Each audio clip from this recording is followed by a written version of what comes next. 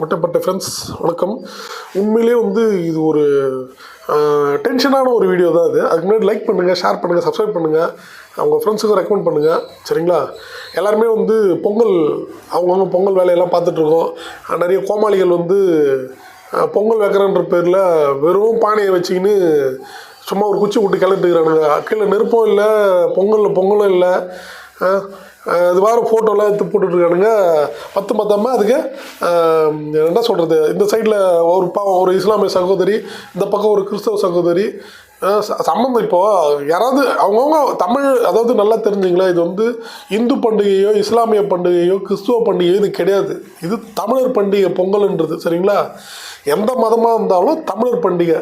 இப்போ இதில் யார் வாண்டடாக கூப்பிட்டு நாங்கள் தான் பண்ணுறோம் பண்ணலன்றது யார் கேட்டாங்க? சரிங்களா? இதில் அனைத்து மதத்திற்கான பண்டிகை. இது மதமே இல்லை கிடையாது. ஃபர்ஸ்ட் ஆஃப் ஆல் தமிழ் பேசுகிற எல்லாருக்குமான பண்டிகை. சரிங்களா? இப்போ நான் தமிழ் பேசுகிறேன், எனக்கு பொங்கல். நீங்கள் பார்க்குற நீங்கள் தமிழ் பேசுகிறேன், நீங்கள் பொங்கல்.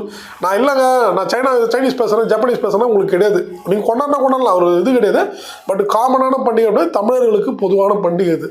அதுக்கு நாடகம் பண்ணு, இது பண்ணு, இப்படி ஒரு நாடகம் போயிட்டு இருக்கலாம்.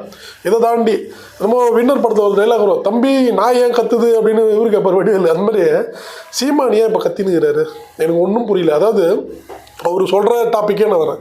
2008, 2009, 2010 காலகட்டத்தில் நான் பெரியாரிஸ்ட்டுன்றது மாறி நான் தமிழர்ன்றதை வந்துடுறேன் அப்படின்றாரு. சரி, ஓகே, வந்துட்டீங்க. இப்போ 14 வருஷம் நீங்கள் கோமாவில் இருந்தீங்களா?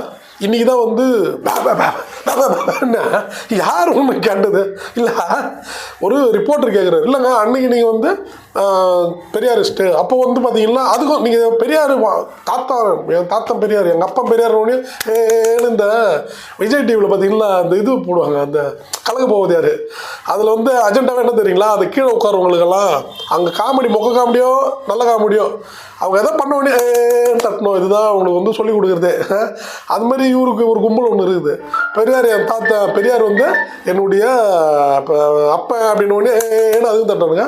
பெரியார் ஒரு கிழமை, அவன் வேஸ்ட், அவன் எப்படி அவன் வேற மதம், வேற ஒரு மொழி, வேற ஒரு சைனாக்காரன் அப்படின்னா கூட அது எனக்கு தட்ட ஒரு கும்பல் ஃபஸ்ட்டு மாறணும். அந்த பைத்தியக்கார கும்பல் இருந்தாலும் இவன் ஒரு, அதாவது எங்கள் மாமா ஒருத்தர் அடிக்கடி சொல்லுவார். எப்படின்னா அவர் கிண்டலாக சொல்லுவார், நான் படிக்கிறது ஒரு 1/2 மணி நேரம் படிப்பேன் வச்சுக்கா, அதுவும் சும்மா நடிப்பேன் ஸ்கூல் படிக்கும் போதெல்லாம். பார்த்துட்டு டே அதிகமாகலாம் படித்தா பைத்தியம் ஆகிடுவாங்கடா, அது நீ அதிகமாக ராயடா 1/2 மணி நேரம் தான் படிக்கிறல, அதை அவருக்கு டக்கெல்லாம் சொல்லுவாராம். அதிகமாக படித்தா பைத்தியம் ஆகிடுவாங்க அப்படின்னு சொல்லிட்டு. அந்த மாதிரி சீமான ஒருவேளை அதிகமாக படிச்சான்னு தெரியல, இல்லை ஒரு மாதிரி பைத்தியம் முடிச்ச மாதிரியே எனக்கு ஒரு ஃபீல். அவர் அந்த பேச்செல்லாம் பார்த்துனா. இப்போது ஆக்சுவலாக என்னென்னா, நான் அடிக்கடி சொல்லுவேன், எல்லாருக்குமே உங்களுக்கு தெரியுமான்னு தெரியல, சீமான் திமுகவுடைய பி டீம், புரியுதுங்களா? நான் திரும்ப சொல்லுவேன், திமுக எப்பெல்லாம் ஒரு குறிப்பிட்ட ஒரு ஆதங்கத்தில், அதாவது ஒரு விஷயத்தில் மாற்றாங்களோ அதை டைவெர்ட் பண்ணுறதுக்குன்னு சீமான் ஒரு விஷயத்தை கிரியேட் பண்ணுவார். நீங்கள் நல்லா வேணால் அப்படியே ஃப்ளாஷ்பேக் பொறுமையாக பாருங்கள். திமுகவுக்கு அவர் பண்ணுறது எல்லாமே சப்போர்ட்டாக தான் இருக்கும். 2021 என்ன பண்ணுறாரு, திமுகவை திட்டி ஓட்டை பிரிக்கிறாரு. நல்லா புரிஞ்சுங்களா? அவர் ஒரு தொகுதிக்கு 10,000 மனிதர் ஓட்டு வாங்கினார் பாருங்க. அது எல்லாம் அதிமுக போயிருந்தோன்னா கிட்டத்தட்ட அதிமுக 110, 115, 120 சீட்டுக்கு மேலே வென்று ஆல்மோஸ்ட் 50-50 அப்படியே டஃப்பாக நின்று இருக்கும் ஸ்டேஜ். இதெல்லாம் நீங்கள் ஒரு நல்ல படித்தவங்க, உங்களுக்கு 6 அறிவுன்னா அது உட்காந்து சிந்திச்சு பாருங்கள்.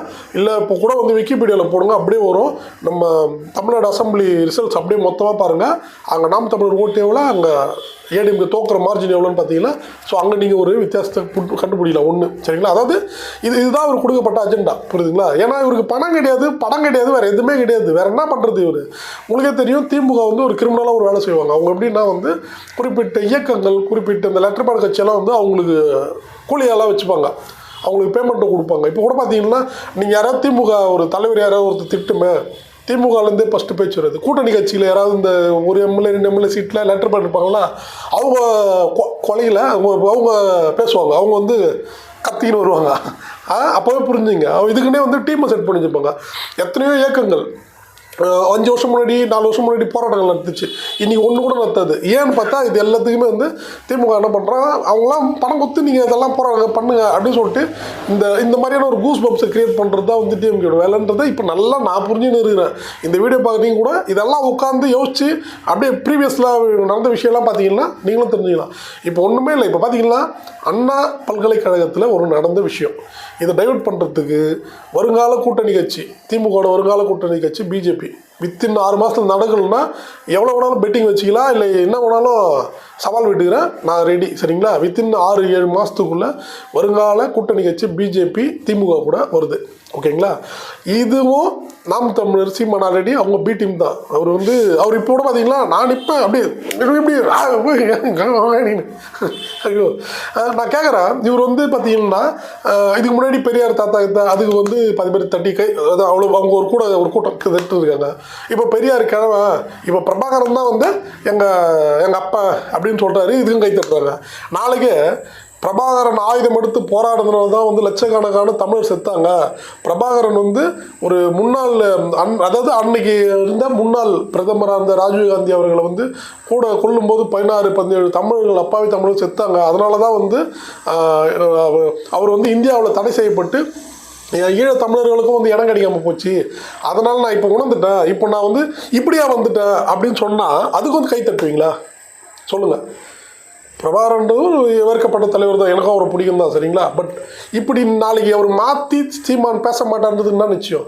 ஏற்கனவே பெரியார் தான் தாத்தா, பெரியார் தான் கடவுள்னு சொல்லி சுற்றி இருந்தவர், பெரியார் தான் தலைவர், பெரியார் தான் அப்பா, பெரியார் தான் மூச்சு, பெரியார் தான் உயிர் ரத்தம்னவர். இன்றைக்கி பெரியார் கார்த்தி பெற்றுக்காரு. இன்றைக்கி பிரபாகரன் தான் தலைவர், பிரபாகரன் தான் அப்பா, பிரபாகரன் தான் தாத்தா, பிரபாகரன் தான் எல்லாமே எடுக்கின்றாரு. நாளைக்கு இதே பிரபாகரனை காரி துப்ப மாட்டாருன்றது தான் நிச்சயம். இது யாரு கேட்குறேன்னா அந்த கீழே கை தட்டிங்க தான் கேட்குறேன். சரிங்களா? இது முழுக்க அண்ணா பல்கலைக்கழக இஷ்யூவை மடைமாற்றம் திட்டம் இது நடந்துட்டு இருக்குது.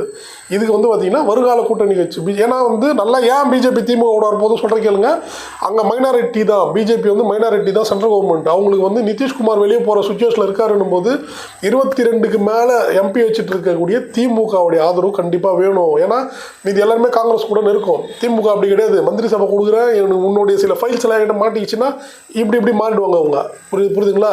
ஸோ இதான் உள்ளே வெளியே கேம், மங்காத்தா கேம். இது பேர் நம்ம அஜித் குமார் சேர்ப்பாரு மங்காத்தா. அந்த மாதிரி அர்ஜுனும் நம்ம தலை அஜித்தும் விரோதி மாதிரியே தெரிவாங்க, சண்டை போட்டுருப்பாங்க. கிளைமேக்ஸில் பார்த்தா 2 பேர் தான் படம் எடுத்துன்னு போவாங்க. ஸோ அந்த கேமை தான் நடத்திட்டு இருக்காங்க நம்ம தமிழ்நாட்டில்.